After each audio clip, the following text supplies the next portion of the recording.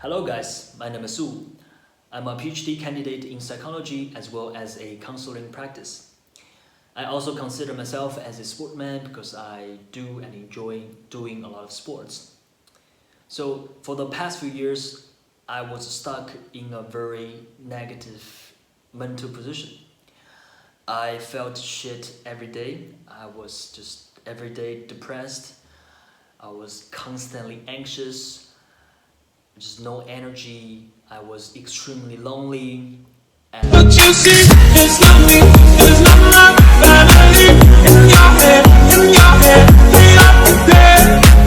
luck and some accidents, as well as systematic efforts, I gradually climbed out of that bottomless abyss. And very recently, I started to feel and started to see the sun and start to feel those warmth. So in this video, this channel in general, or at least the English contents of this channel, I wish to share with you guys some of my personal experiences as well as different informations, techniques, methods, which I found to be very helpful for me in this process.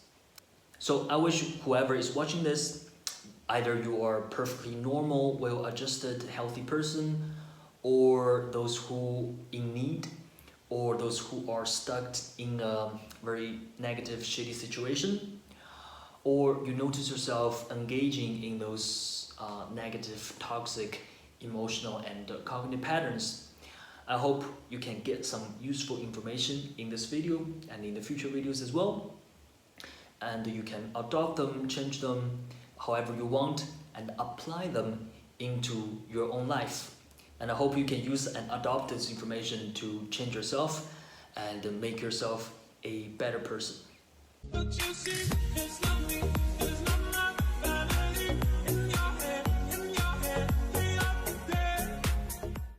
So the first pillar is on breathing.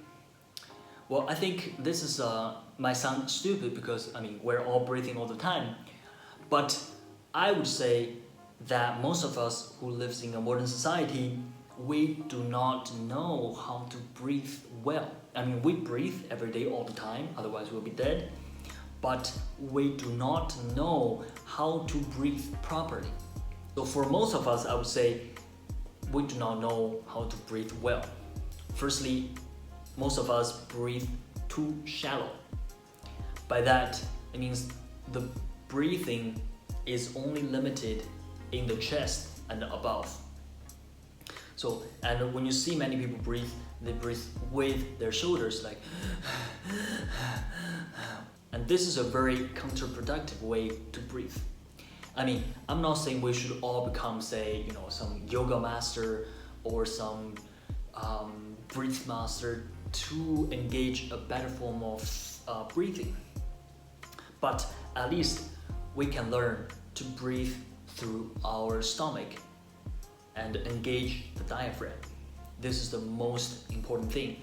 And there are a lot of psychological mechanisms behind it, which I will explain to you guys as I go through each sections in detail. But for now, just remember to breathe through your stomach, engage your diaphragm, and keep your shoulders still will drastically increase how you feel, the sensations, and the energy level, as well as reducing anxiety. And the second pillar is drink. So this has multiple aspects.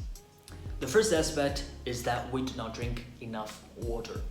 That's the most important.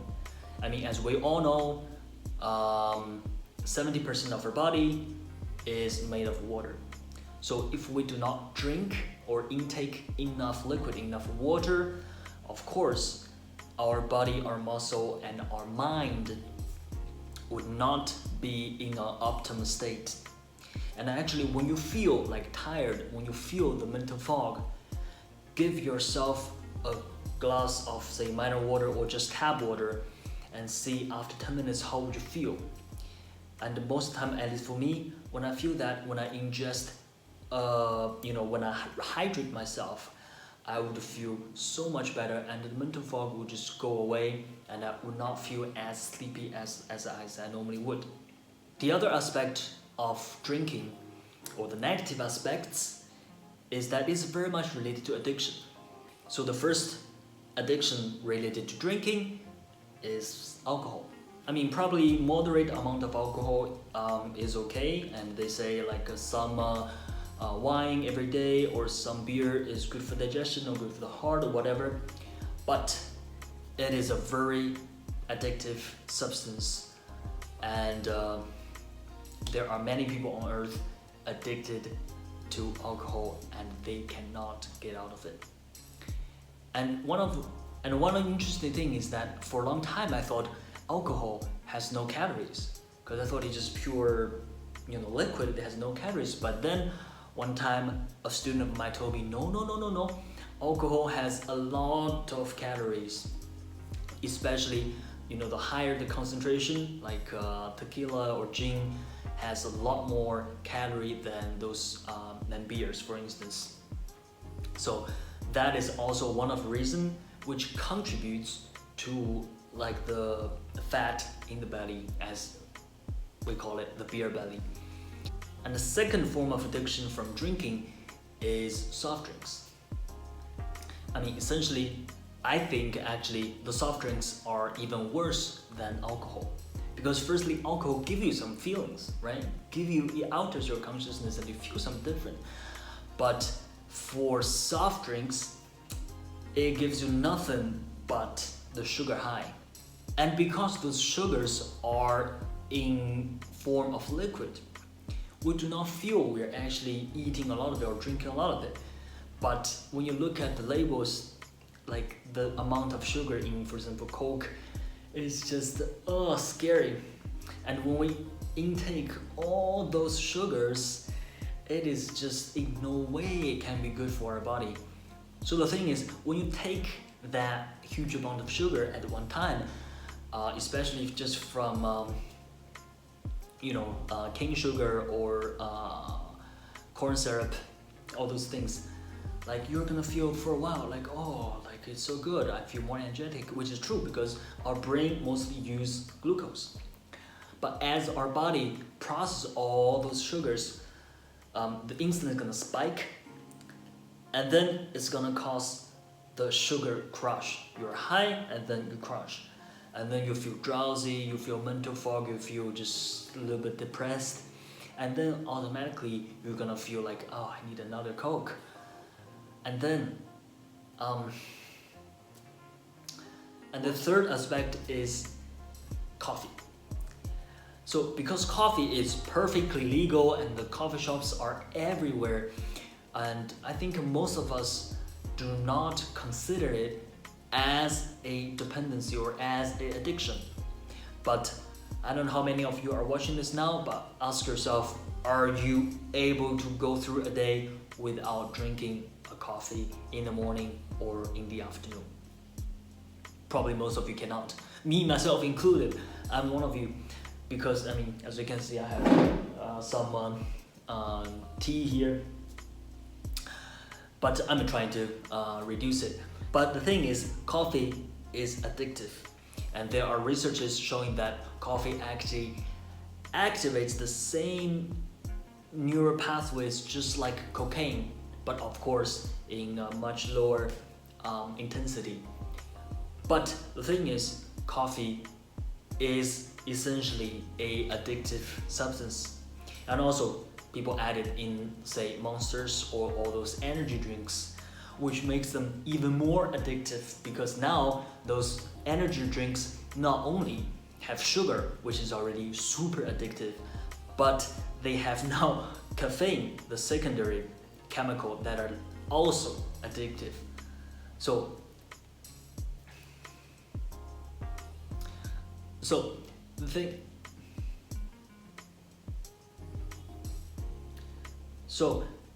is, when we are addicted to them,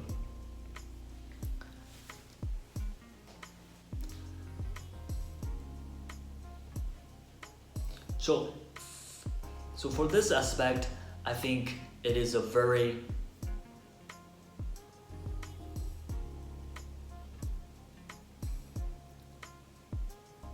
the third essential pillar is food. So as the proverb says, we are what we eat. I think throughout the history, we understand and we subjectively feel how important is the food on our both physical as well as emotional performance. Well, the very first aspect of this, very straightforward, is the nutrition. So as we work, either physical, sports, or mental work, we consume a lot of resources and energies. So it is very similar to a bank account. So there are expenses, but at the same time, we need input. And I can tell you guys this from my very personal experience, is that when I was in university, the first few years, I couldn't care less about what I eat. Just whatever the cheapest, whatever the quickest I can buy from supermarket, I will eat them and just, get it done. It's like an assignment for me. And I always said to other people that if there's a pill I can eat and I can feel good for the whole day, I will do it. But as I grow a little bit older, and my readings and what I see on the internet, and also how I feel about myself, I started to see very clearly how what we eat influence how we feel. And the second aspect, which I think is more important than actually nutrition-wise, is the microbiomes. I think it is recent 10 or 20 years, people or scientists start to realize how important those bacteria in our gut, the entire ecosystem, is important to us. So firstly, we generally think our skin is our first layer of defense. Which is true. But at the same time, the entire, internal tract from mouth to anus, they also are contacting the environment. The most important thing is that the entire tract, the entire area of our intestines and stomach and everything together, it's much larger than our skin. Different scientists or different research says different numbers, but generally, the entire internal tract is about half a badminton court minimum. Some say an entire tennis court. Those numbers vary. Essentially, it is not just the skin, but together with the intestines and everything, the entire tract provide us the very first barriers against different pathogens and different toxics. Then the entire ecosystem in the gut bacteria is crucially important to both our physical well-being and mental well-being. So for a very simple example, research have now found that majority portion of the serotonin, which is the most important neurotransmitter for the stability, mood stability, and anti-stress and all that, they are not produced in ourselves, in the brain, the pituitary gland, which we thought it is where all those brain chemicals are produced. But instead, 80%, well, some say 85, some say 90, but majority of it is produced by the bacteria in our gut. So this is just a very simple example of one of the neurotransmitters, but there are many other things that are produced by the bacteria. And also if we take our entire body, there are much more genomes, like chromosomes, from those bacteria than our body. So essentially, we are much more of those bacteria than ourselves. So essentially, if we have a very healthy, prosperous ecosystem in the gut, then we are gonna have not only a strong immune system, as we just said, which those healthy bacteria fight against the pathogens or the negative or harmful bacteria, but also they are gonna stabilize our mood. Just from the serotonin example, there are many other chemicals produced by them. So this is the other important aspect of we are what we eat and why food is so crucially important for us. The fourth element of 6 fundamental pillars is the sleeping. I mean, needless to say, we all need to sleep every day, hopefully. Sleep is the most important aspect of recovery, both for the mind and for the body, like mostly for the body. So if you are, say, a hard labor worker, or you are a bodybuilder, or you are an athlete or sportsman, you will understand how important the sleeping is. And to our daily life, if we're not engaging in high intensity activities, the sleeping is very important for our mental functions as well. Very simple, just try to stay up all night and go to work tomorrow. You will not perform like you'll perform maybe 10%, 20% of what you normally could. And also there are already many research found out that if we are chronically lacking sleep, say sleep less than 6 hours every day for a very long time or extended period of time, then the chances of getting cancer, heart attack, all those chronic disorders will be doubled or even tripled. And from a psychological point of view, one of the most important thing, which is still people are still trying to investigate what's happening, is the REM. So this is the moment when the dream occurs and when there are a lot of chemicals and mechanisms happening. So if the REM is disturbed, the cognitive function will be largely impaired. REM is also very much related to the formation or the reparation of our body, the memory, and all those different things. Also, different psychological disorder have its manifestation on sleeping. For instance, depression. If you are depressed, you are either sleeping a lot, way too much than normal, or you're sleeping way too less. Or bipolar, for instance, either you are just not sleeping at all in the maniac or hypomaniac, or you're in the depressive episode, you're becoming just like depressed patient, like you're either sleeping way too much or way too less. However, I do not know if there is a universal time for sleeping. For instance, some people are really just born to be a, say, a morning person. Some individuals are just born to be a night owl. This has important evolutionary advantages because, so for instance, in a tribe, we need people to go out to hunt during the day or whatever, and we also need guards to protect ourselves during the night.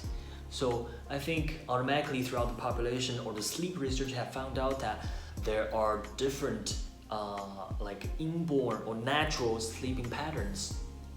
But the most important thing is to find what suits you the best based on your body, how your body feels, as well as different demands you might have from work, from different things. So the fifth element of the 6 pillars is the exercise. I mean, I cannot stress enough how important the exercise is for us, both physical performance or physical well-being, as well as mental and emotional well-being. So firstly, exercise has been proved to be one of the most effective methods to fight and to prevent depression. Well, this sounds a little counterintuitive because many depressed people would feel that, oh, I first need to feel a little bit better, a little bit more energetic, so I can engage in physical exercise. But actually, it is wrong. The mechanism goes like, when you force yourself to be physically active, to exercise, for example, jogging, different, but just make yourself move or engage in different activities, you will naturally and automatically feel better and feel relieved from the depressive symptoms. And secondly, exercise will make you smarter. When we learn some new motor skills, it's gonna stimulate our brain. Well, there's already a very good TED video on this, a TED Talk.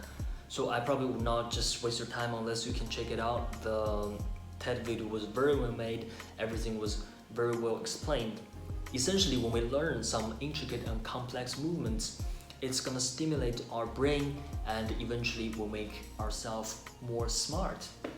And the theoretical foundation behind this is the brain elasticity. We used to think that our brain stopped changing or stopped developing after a certain age, but it is not true. Our brains are changing all the time, all the way until we die. So even if you're, say, 60, 70, when you get older age, you are still able to change yourself and change your behavior and change how you feel about yourself, because our brain is capable of changing itself all the way. Moreover, exercise has so many psychological and emotional benefits. When you have a fit, sexy, strong body, you will be living in a completely different world. You'll be very, very confident about your own sexual attraction, which is one of the most important cornerstone for self-esteem as well as confidence. Just as Dr. Booth said in his book, Evolutionary Psychology, self-esteem is essentially an internal tracker for how you perceive your mating value. Of course, there are many different aspects, like emotional aspect, intellectual aspect of mating value, but physical aspect is the very foundation. And this is especially true for men, in my opinion, because if you are a weak, thin, physically incapable man, you are not gonna feel confident. You're not even dare to compete with other men for, say, for the same woman, or for whoever you liked, or even for the same position, same job. You are just gonna feel this fear of getting beaten up. And I'm talking to you guys about this from my personal experiences, because I had been there. I had been a weak, timid, anxious little boy. But then, after I started to become a little bit more stronger, a little more physically capable, and I started to see, to see myself naked in the mirror, this just completely changed how I felt about myself. And regular exercise, no doubt, is gonna give us more energy, which is why all those, busy bankers, all those top CEOs, they engage in physical exercise. They probably don't need such a strong body like, athletes, but they know for sure that regular exercise is important for their level of performance if they want a peak performance at their work. For example, those bankers, those high cognitive demand, they are gonna need a strong physical body as a foundation to provide them the necessary resources to process all those things. And I will quote something Arnold Schwarzenegger said in one of the interview. You have time, you make the time. When the President of the United States has time to work out, when the Pope has time to work out, then you have time to work out. And also from bioenergetic point of view, our physical body is our unconsciousness, or a large part of it.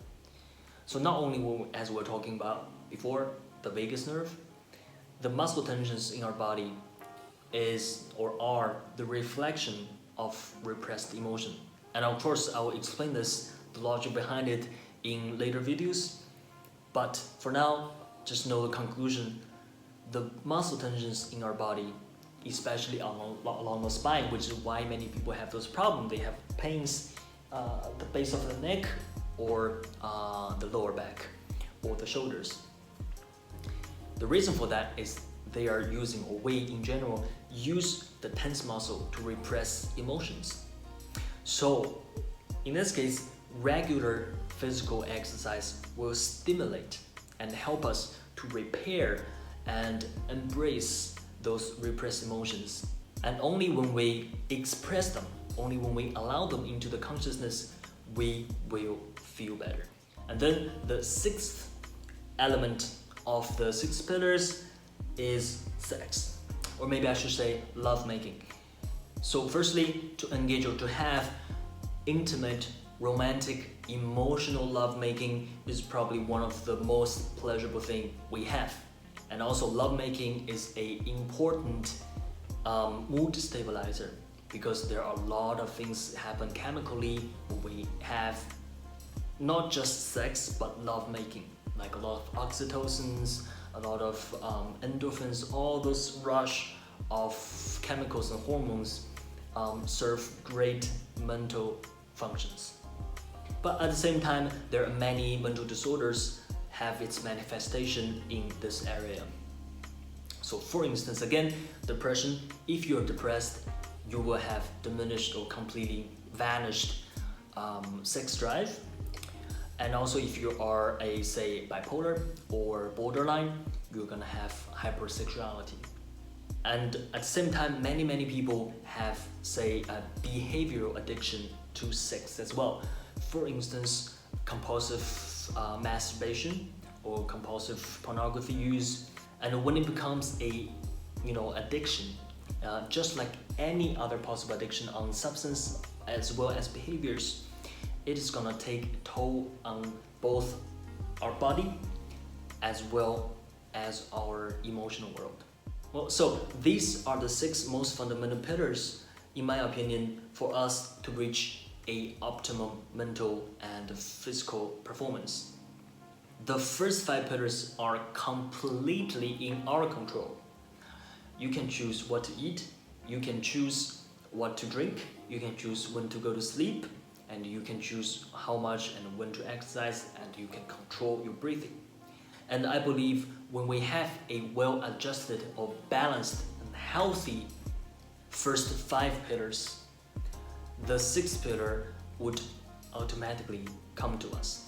In the future videos or next few videos, I'll be focusing on explaining those 6 pillars in a much more detailed manner, as well as expanding and adding more things into it, and also provide you guys different strategies and different rationales for you to apply those different things into your life, as well as change yourself. So if you like this video and you think the information I'm sharing is meaningful and helpful and wish to know more, be sure. And if you like this video, if you like the knowledge and information I'm sharing with you guys, and if you wish to know more, be sure to hit the subscribe button. I'll be posting more videos on how to change yourself systematically on regular basis. And if you have any questions you would like to ask me about how to change yourself, how to improve yourself from a psychological or physiological level, be sure to leave a comment down below. I will look at them and try to respond to you as quick as I can. And yeah, so thanks for watching, and hope you guys will stay tuned. Be strong, be healthy, and I'll see you in my next video.